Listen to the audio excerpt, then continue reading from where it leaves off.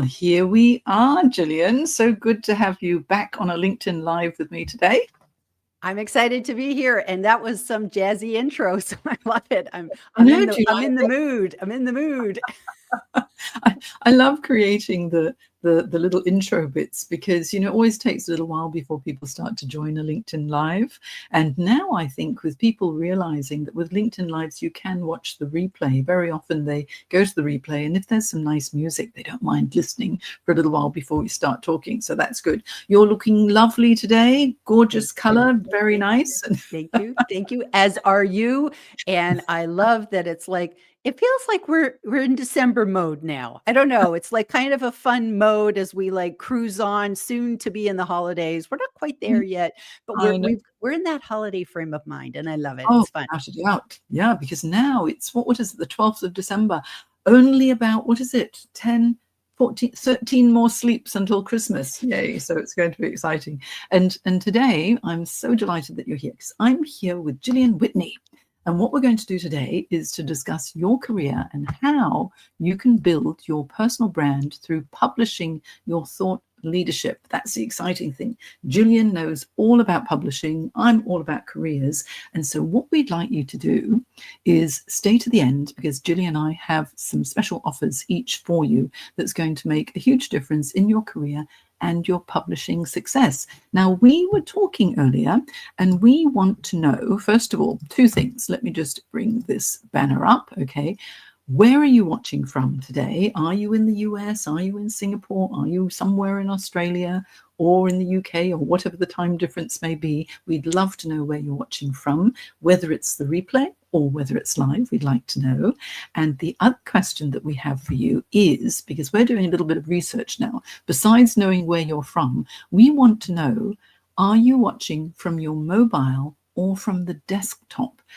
Because what we're trialing this time is using StreamYard to broadcast LinkedIn Live, and instead of using the normal landscape format, we're in a portrait mode, which is obviously mobile friendly. So I'm not sure which one is better. Which one do you prefer, Gillian? I prefer the landscape, but you know, hey, I think you need to try everything. And this is a great opportunity. I said to Jane, you're with the live streaming gal. You got to try it with me. I'm always good for an experiment. So we'll see what the people like, because it's not really about what we like. It's what they like. Yeah. And also what you'll notice if you're watching on your mobile is that when we do have a banner at the top, then each of our images goes bigger or smaller. So say once I've hit it, you see we've gone a little bit larger. So I'm really interested to see what it's going to be like in the replay and the recording. Okay, so let us know, where are you watching from? We've got a few comments. Shall I go through them now, Gillian, before we begin? And they're going to be at the top too. So it's kind of like we're all having to shift our brains today. Yes. Okay. Now let's have a look. Oh, look here. We've got Debbie. Hello, Debbie. Happy to attend from West Palm Beach, Florida. Oh, thank you so much for joining us. And here's Bob, Jingle Bells, how lovely. And Orlando says hi. And Bob is in Charleston, West Virginia. Debbie's watching from the desktop. David from desktop. Okay. And our two pics are simply stacked with Jane on top. Okay, great. Thank you so much. I'm glad that it looks okay. I really appreciate your comments so far. That's wonderful. And so let me hide my banners and we can begin. All right. So let me tell you what's going to happen. What we're going to cover today, first of all, is the importance of gaining clarity and confidence to take control of your career, and how to get unstuck if you're feeling dissatisfied. You know, it's awful feeling really stuck. So let's get you unstuck. And then also how to kickstart your job search campaign if you feel that it has stalled, because we're coming to the silly season now. It's Christmas. Things are starting to wind up a little bit, but there are still opportunities. So you need to know what to do. So we'll talk about clarity and careers first, but then what we're going to cover is the importance of branding with your thought leadership, and how writing a book is within your reach if you do it right, and how to get on the start of your publishing journey with Gillian, because Gillian is an expert when it comes to publishing. Now, you all know I'm a career management coach and specialize in career transition coaching. I want you to find out who Gillian is. Gillian, let's do an introduction of everything that you provide. Oh my gosh. Okay. Well, I'll cut to the short part. So I am a live stream strategist, and now I'm also a business book coach. So I help people making their books, but making business books. So if you're writing a novel, I can't really be too much help. But if you're writing a book to help promote you in your business, I can help everything with the writing, the publishing, and the marketing. So that's basically what I cover. I have 2 companies, Video Easy Peasy, and now you can see Easy Peasy Books. And so I'm a podcaster. So I have a podcast, a LinkedIn live show. I got a lot of stuff going on. So I encourage everybody who doesn't know me, please connect with me and just tell them Jane sent you. And also, Gillian, do you have your books on hand to show us your books? Yes, I didn't bring them all because I figured we could only be here for so long. So this is actually my latest book, which is From Expert to Author. So this is about writing a business book, but I'm going to put an extra plug because I'm actually launching a book in today, which is it's called Your Voice Matters, Speak from the Heart. And so I co-authored this with my dear friend Tina Jarvett over in Brussels, Belgium, and it's a wonderful book. So that's launching today. We got some special pricing going on, but I don't want to talk too much about that. But just know that's like my 5th or 6th book. I don't know. I'm losing count of how many books I've written now. They're just like popping out of my head, and that's a fun problem to have. Yeah, and you'll be happy to know, Gillian, I got an email today from Amazon saying Gillian Whitney has launched a new book. All the way in Australia. Awesome. So, I love that. I love that. Okay, well, I'm merely the author of this one book, Navigating Career Crossroads, but I'm proud of it because it was a finalist in the Australian Career Book Awards. So we're going to talk careers and then we're going to talk publishing with Gillian. Okay, so what we'll do is Gillian has got a few questions for me. I'll answer those, and then I've got some fantastic questions for Gillian. So shall we get started, Gillian? Absolutely. Let's get started. So shall I go first? Yes. Okay. So I actually wrote them down because I'm not very good at memorizing stuff. So these are some questions I have for you. So the first thing is, you kind of alluded to it in the beginning, that about feeling stuck. So let's go for the supposition of, if you're currently feeling stuck in your career, Jane, then how do you help your clients get that clarity and then really find their true passions so that they can get their career going in the direction that they want it to go? So that's my first question for you. Good question, Gillian. Okay, so if you're ticking along in your career and then suddenly you come to a bit of a stall and you think, I'm not really that happy and I'm not quite sure why, but I really want something different. Should I jump ship? Should I look for another job? Should I stick it out? After a while, you tend to get a little bit frustrated. And if you can't pinpoint what it is that is not quite right or what's missing, then you'll just become more and more frustrating. And a lot of people tend to stick with what they know rather than making a change because they don't know how. So first of all, you need to understand yourself. So I always recommend taking a bit of a life inventory. Do a quick, clean sweep of what's going on in your life, because your career is only one part of your life. There's also your relationships, your finances, your physical and mental health, your physical environment, as well as your career. So take stock, take an inventory, then assess what your values are. What is it that really drives you? If you're feeling dissatisfied, maybe there's something that's going on at work that is in misalignment with your values and you feel like you're compromising them. That can feel really, really uncomfortable. So you need to identify what that is. Your career anchors are important to know, what the skills and knowledge you have at the moment are. If you have high competence in a certain area and high enjoyment, you probably enjoy your job function if you're using that particular skill enough. But perhaps you really love something and you're not using it enough. That could be a simple fix by having a discussion with your manager, or it might require a bit of a career change. So taking stock of where you are now, who you are, what drives you, what you bring to the table, and then what motivates and what demotivates you. Could be little things like a long or short commute, having certain perks could be motivators as well. So get down to the nitty-gritty, what's important to you, and then you can start to plan your action. That is rather long in a nutshell answer, isn't it? I love that. I love that. And do you find that this is a particular time of year where people are feeling a little bit more stuck than, is it like because it's getting, well, I don't know. I don't know what it does in Australia. It's getting darker in America. Maybe it's getting lighter for you. I don't know. But is there something about the season too? Yeah, yeah. People are tired. You're really Mm, tired. You've been working a long time. All the years been going by. There's been, multiple stresses for whatever reason. And I mean, luckily this year it was not COVID that was stressing, but in America you've had so many changes as well, politically and all sorts of things. So many things can be stressing each individual. And I think at Christmas time people are ready to take a break. And for job seekers, that's the thing. They think, should I continue marketing or should I just take a complete break and start again in January? The problem is if you just switch off and start again in January, you're going to be behind the 8 ball. So you need to continue with that branding. And that's where later when we talk about publishing and thought leadership, your part is going to really play a very strong role in what job seekers need to do next. I love that. And I love that. And I think it's good that you're giving the advice of maybe you do something different, but don't stop. You don't want to lose the momentum. So I think that's important. Okay. So here's my next question. How do you guide clients who are feeling overwhelmed by the job search process? Sort of like, what are some strategies that can help people out who are just going, this is so hard. I'm in overwhelm. I don't know how to keep going anymore. And I'm feeling disheartened. So what would you say to those job seekers? Yeah. Stress management, so important, because, when you're going through a job, and it could be, because you've been laid off, you might be in between roles, not just dissatisfied with your current role. It could be that there's been a layoff and there have been so many redundancies.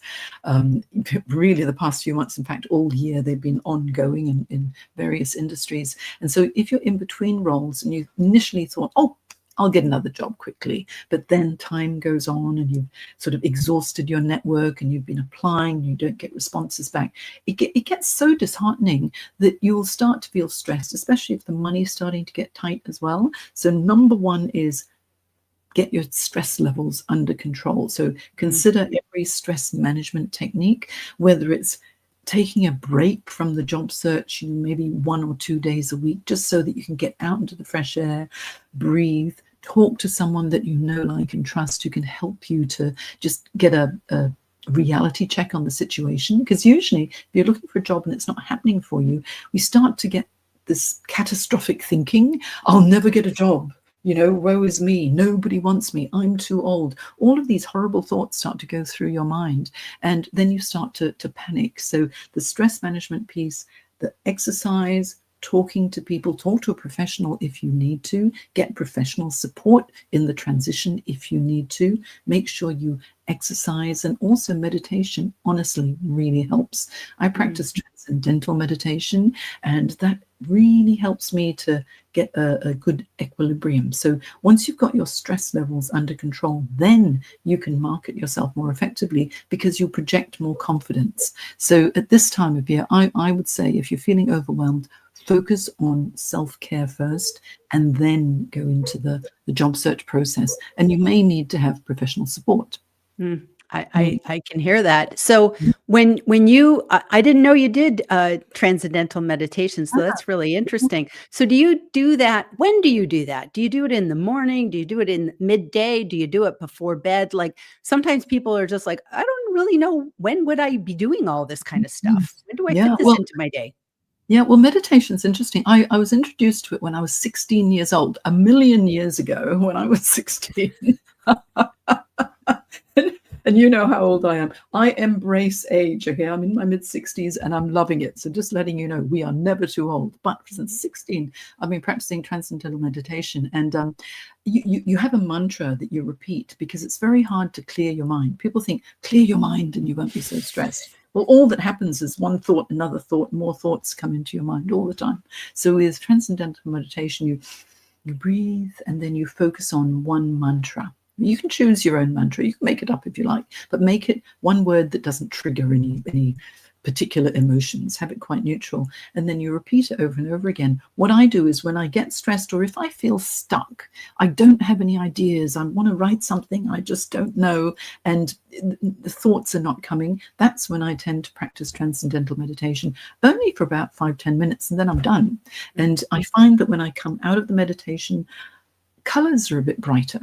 My blood pressure has gone down and I can think more clearly as well. So for some people, first thing in the morning is best for you. For some, late in the evening. For me, it's when I need to, then I will just take a breather and sit quietly and meditate. And even if it's noisy around me, I can get into the zone, and it happens with more and more practice. But also I've got a few meditations that I've recorded, because I do podcasting as well, on my website, which is janejacksoncoach.com/meditation. You can just click and play. So thanks for that question, Gillian.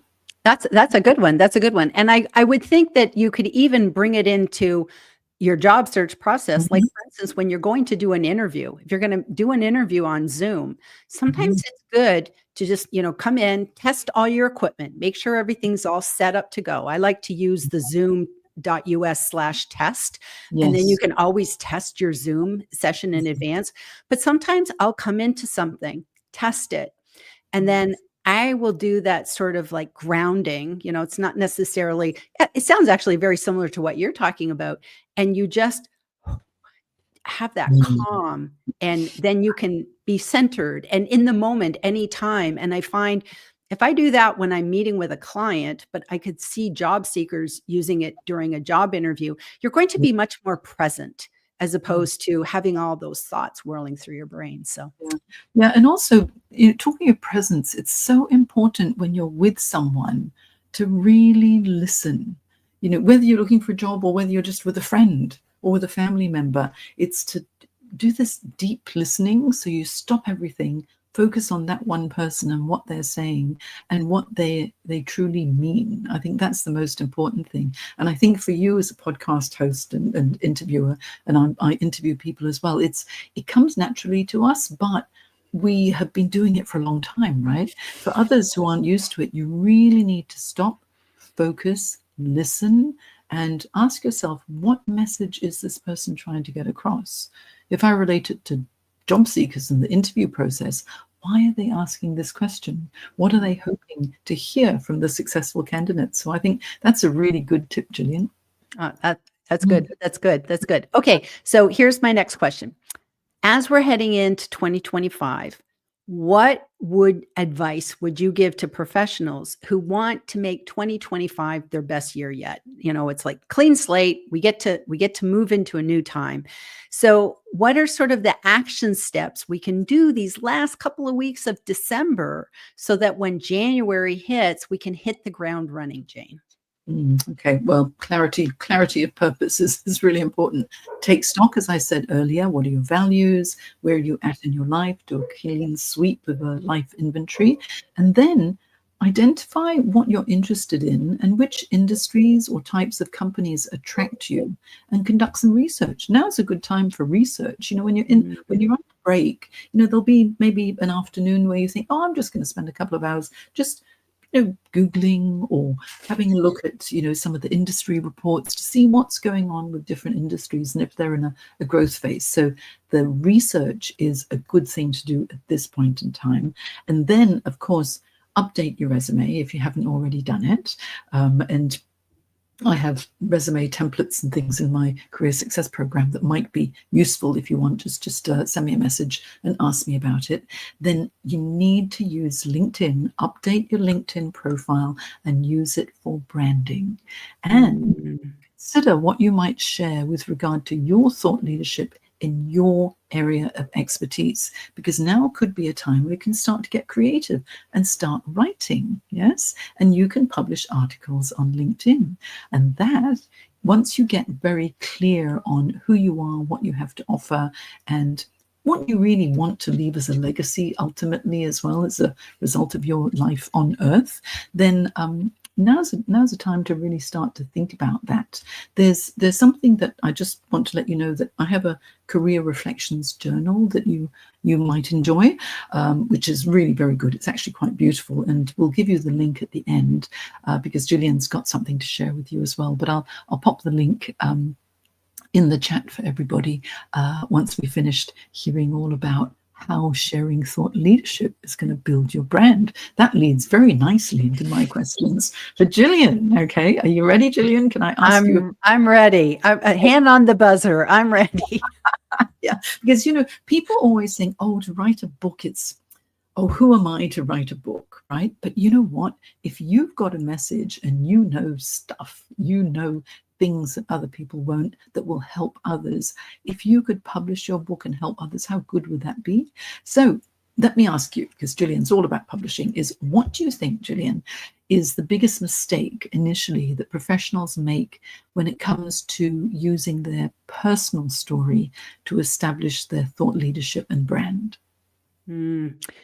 I think sometimes it's all about too much information, and that sometimes if you have a story and you're using it and it's kind of like your signature story, and you use the same story over and over again, and especially if there are these like, I was in a car accident and I flew out of the car and then I did this and then I did that, you become unrelatable. You can have those kind of stories and it's like we start to tune off, or we've heard that so many times.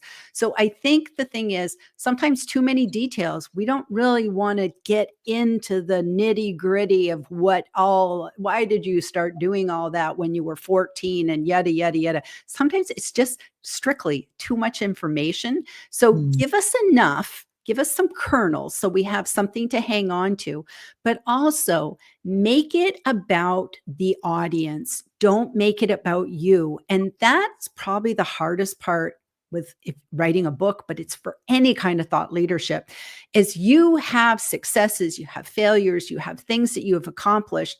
But if you're not using it within the what's in it for me, for the audience, you're going to lose them. Because as wonderful as we are, unless we're like, I don't know, Meryl Streep, or, you're just like some famous celebrity, most people don't want to know all the gritty details of your life unless you can hook it and show the lesson and then teach that lesson. Because now if you put a story through it, we're going to remember the story and the lesson. So that's what I'd say on that. Yeah, I mean, that's so true, isn't it? Although when you're telling that story, if you don't give too much detail and get bogged down into it, how you felt at that time and what you learned, that could be the lesson, couldn't it? That could be. And I think you need to invite people. This is something I picked up in Toastmasters a long time ago, and it's for speeches, but it's for any kind of thought leadership, whether you're talking about a LinkedIn article or you're talking about writing a business book, it's the same thing. And that when you tell a story, first of all, start at the point where we need to start. I don't need to hear, I was born, like I don't need to hear sometimes the whole long thing. Jump me right into where it's the important part of the story. So that's very, very important, of like starting at the right place. But also too, you want to have people come into the story with you. So I don't know if you remember the movie Mary Poppins, and I watched that movie as a kid. And I remember Bert drew these chalk drawings, and Mary Poppins and Bert and the kids all jumped into the thing. And then they were in this incredible land, and there were merry-go-rounds and Mary Poppins and all this crazy stuff. But that's what we need to do when we tell people our thought leadership pieces and our stories. Have them hop into the story with us, so that you want to describe it as if they can see it. They say show, don't tell. It's like, have them, I was nervous. I was standing up. I was giving my speech. My knees were knocking together. And then I saw that lady across the room pulling the emergency alarm. And I thought, oh my gosh, I'll forget my speech. That's dramatic, because you can see the lady pulling the alarm. You can see my knees knocking together, all those things. So I think that's an important part that we should do for anything. And those kind of posts, those articles, those books, they draw us in when they have that kind of narrative. Oh, absolutely. And especially if it evokes an emotion in the listener or the reader, because as soon as they feel that emotion, that means I've been there too. That's Mm, fantastic. Yeah. mm. Great advice, Gillian. And you're so right. While you were telling me about standing on the stage and someone pulling the emergency, I could see it. You can. And whenever I've been in speaking engagements, I know, like, standing up on the stage and talking, you really want to be in the zone with what you're saying, but aware of your audience. But then when there's a distraction, it can turn you off. And it's happened to me before when I've just looked away and thought another thought came into my mind, and then it was like, oh, what was I talking about in the first place? So And totally, I've done totally that get in speeches where I'm thinking about stuff and then I'm it. like, "Oh, while I'm busy thinking, I'm not speaking. So this Mm. means there's now a gap." And that's where meditation can help you when you're calm. you, Stay you can just focused. do it. Yeah. So now back to book writing, okay, and self-help books in particular. So what do you think when it comes to writing a book? How does it help individuals with their branding? And to take it to job seekers as well, what part would it play in enhancing their career opportunities? I just think a book, it Mm, doesn't matter who you are, having a book makes you more credible, gives you credibility, gives you more authority. And people respect you when you write a book because, quite frankly, writing a book is not easy. Publishing a book is easy. So it's showing all these skill sets that you have, that you're dedicated, that you work hard, that you stuck it out to put this together. You don't just whip off a book in a weekend. There's a lot of work that goes into it, and with the marketing and everything else. And I think that if you were, for instance, looking for a job and there's one person who's written about employee advocacy and mm, somebody who's like hasn't done anything at all, and the job was for somebody with employee advocacy, we'd naturally, if everything was equal with these two candidates, you'd say, well, the one who wrote the book, obviously, they not only know it, but then they've repackaged it and they're trying to teach other people. So if we're going to write a book, we're already showing that we're the kind of people that want to teach others, help others. It's just a natural thing. So I think a book can do so much for you. Plus, also, too, a book opens doors. It opens doors to getting on more podcasts, getting on LinkedIn Lives, being, invited to do a blog, on somebody else's website. It gives you more visibility mm, because, again, you're showing, hey, I know about this thing. This is my thing. I know something about, and here's the thing, you don't have to be the biggest expert in the room. You just have to know a little bit more than other people. And then you're just sharing it to the people that are, one step behind you. So don't feel you have to be like, oh, I have to have climbed the mountain and, I climbed Mount Everest and now I can talk about it. It's like, no, if you're the person who you could literally, at least I got off the couch and, I was able to do something, that's climbing,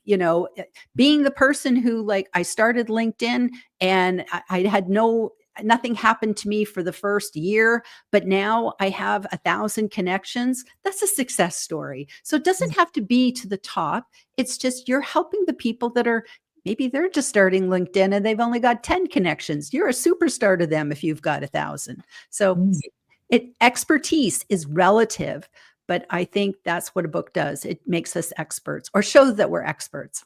Yeah, it's actually amazing having when I published my book. Suddenly, people thought I was more intelligent than I actually am.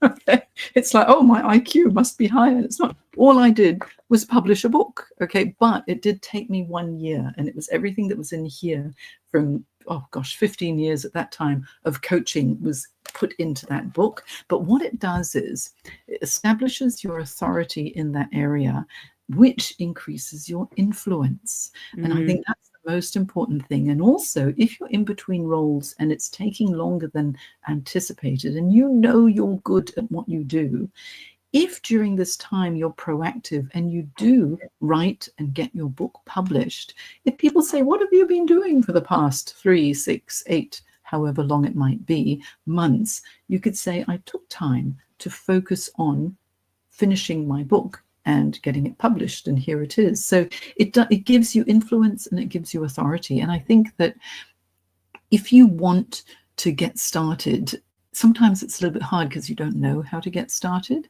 So what are the key steps, do you reckon, Gillian, if they want to get started to write a book for their career brand? What sort of mindset shift or framework should they follow? Well, sort of like what you've been talking about of getting clarity. The clarity is the most important thing.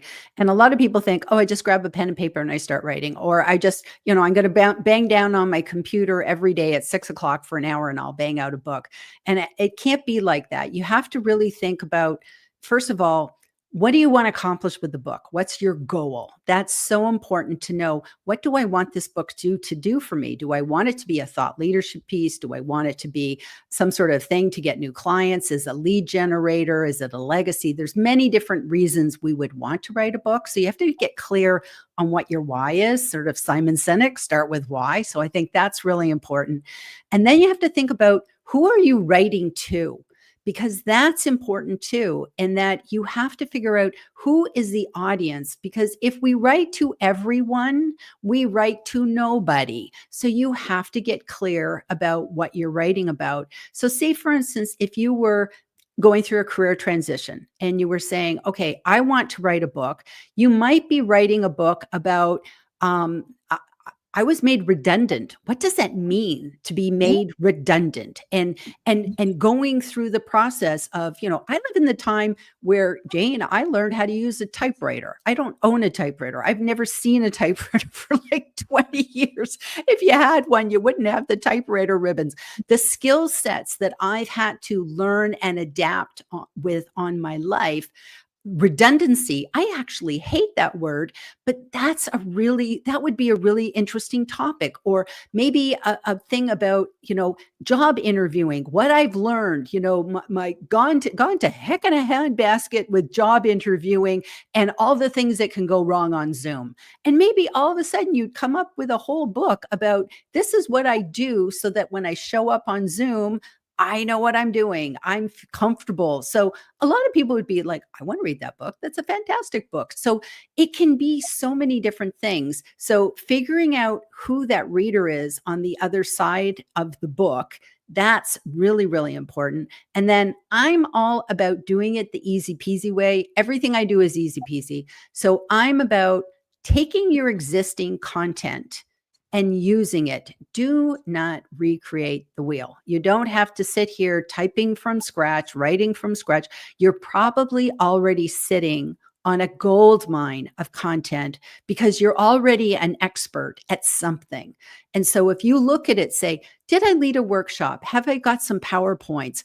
Have I been on podcasts? Have I been on other people's LinkedIn lives?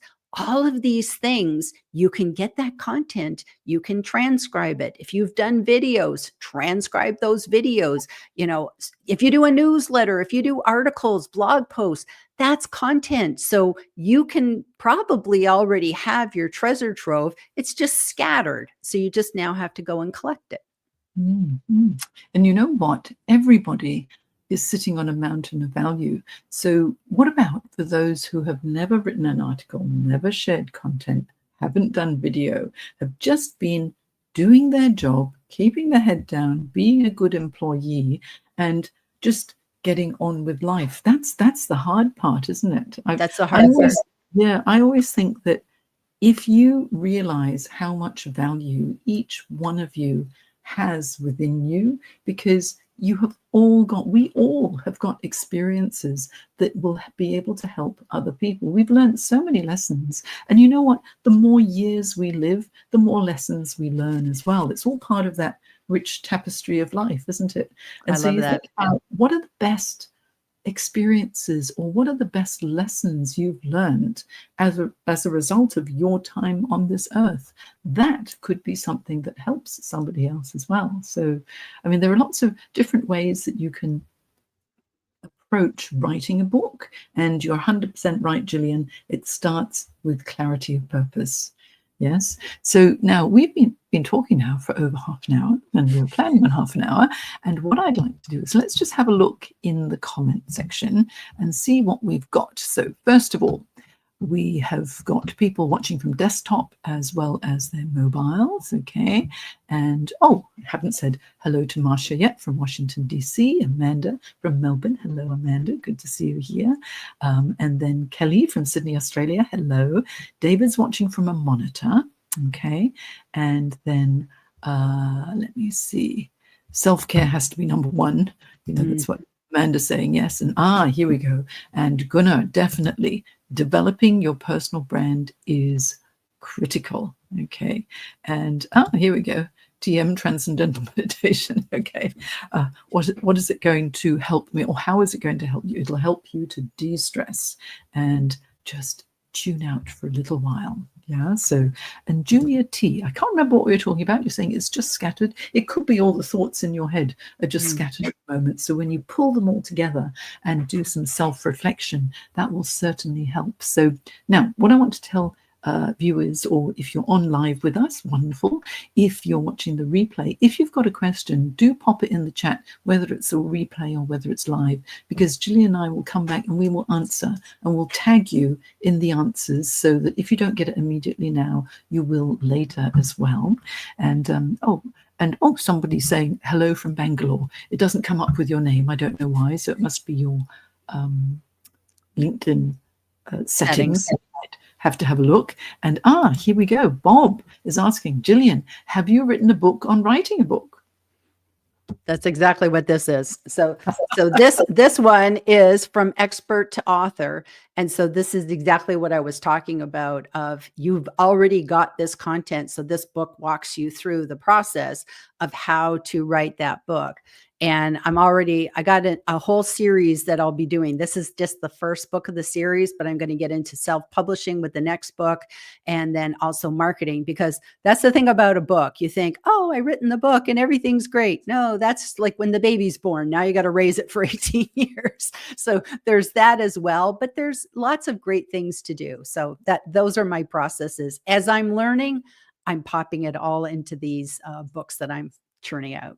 Yeah. And you know what? Remember Marianne Williams said, who are we not to shine brightly? I can't remember exactly what the words are, but you know what? We all deserve to be seen and heard. And so whether you're marketing yourself into a new role, you deserve to be seen and heard. And if writing a book helps to brand you so that you can market yourself more effectively, then certainly that's one of your strategies that you can employ. So many people don't realize that. No. And I think it's very important. Oh, here's a good one. Here we go. Debbie says, so great to hear you list the most important things to start with when considering a first book. Talk to you soon, Gillian. Now, Gillian is much in demand as a speaker, I'd have you know. Okay, so if you are thinking about interviewing someone about book writing, then of course I would highly recommend Gillian. So make sure that you connect with her. There's something I want to share with you here. We have two offers for you. One is this one. If you go to bit.ly/Gillian-freebie, then you're going to find some very interesting information from Gillian that will help you greatly. Okay, so I'll just leave that up for a little while. And while that's there, let me see what else is there. Another LinkedIn user here is saying, I totally agree on the power of meditation daily.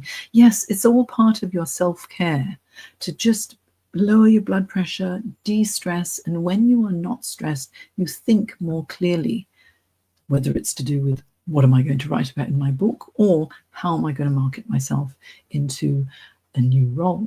Okay, and so here there's a question here. This is Yinga Sabrina. I wonder if AI helps with the book writing process, but on the other hand, if this deprecates or depreciates human efforts in book writing. I think it does, because I'm very old school, and I think if you're going to write a book, do it yourself. The planning process AI can help you with. It can help you with the organization. So that's one thing that you can, like you think about it. If we want transcripts, that's AI. You take a video and you want it transcribed because you don't want to sit there I used to have to do that. That's how transcription worked, guys, not too long ago, where we sat and we put a pedal on the floor and we'd type and we'd stop and we'd type and we'd stop. So now we live in this brilliant age where you upload your video, it spits out a Word document or a text file. And that's great. And sometimes AI can help you organize it. And you can say, okay, I did this LinkedIn Live and I did this podcast. Could you put it together and list out the different stories I told and the different points that I made? And then you have some rough stuff to work with. So you still have to write it yourself, make it your own, make it in your own voice. But AI can definitely help you with grammar checking and, all sorts of different things. So use AI as a tool, but it's not a substitute. So you wouldn't want to go to AI and say, go write a book about career change, and you just let AI write it, because AI is just writing what everybody else has written. You want your book to be you. That's the whole point of the branding. Yeah. The problem with AI is if people start to use it as a crutch rather than as a productivity tool. So it's a tool, it's not a crutch. So you need to still use your own creativity, because it's your own thought leadership. Very important, because otherwise you may as well not write your book at all. But it helps to save you time with things, because you don't want to sit with your earphones on transcribing something that you might have talked about, say, for half an hour, right? It's much better if you can get it transcribed quickly. So think of it for productivity, streamlining, saving time, but the creativity is definitely for you, okay? Did you say you would put the info in the chat? What info, Bob? What info? Maybe the links. The links. Can we put the links in the chat? Yeah, we've got the links here. Let me just go to banners, and here is Gillian's freebie. Yeah, okay. So bit.ly/Gillian-freebie, and you can get Gillian's. And if you want to go a little bit more in depth and start to reflect on who you are, what you've done in your career, what's important. And this is something that you can spend some time over the Christmas period to do some self-reflection. Then I have a career reflections journal, which is also at the bit.ly link /career reflections journal. And there's a capital C, capital R, capital J, because it's case sensitive. Okay. Now we're coming up to 1 o'clock in Sydney.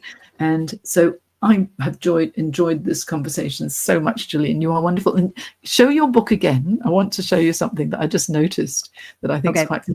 Look at how color coordinated Gillian is, and look at how color coordinated I am with our books. So, another part of the branding process, right? Yeah. These are our brand colors. And so think about that when you're writing your book as well.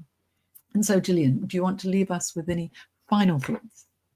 Just 2025 is coming. And I just think that this is the best time for you to be taking these last couple of weeks of December and just saying, like what we said earlier, how can we make 2025, how can we thrive in 2025? And think of, aim for the highest that you want. Just because you haven't done it yet doesn't mean you'll never do it. You'll never get that thing. You'll never go there. It's like, just know anything can happen. We can reboot. Anything can happen at any particular time in your life. It's never too late to get that life that you wanted. It's always possible. So that's what that would be my message for the end of the year. Oh, that's so wonderful and so meaningful too. And I would just like to add, knock that self-limiting belief off your shoulder. Don't say, I can't do it. Give it a go. Say, yes, I can. Believe in yourself and create your own magic. Okay?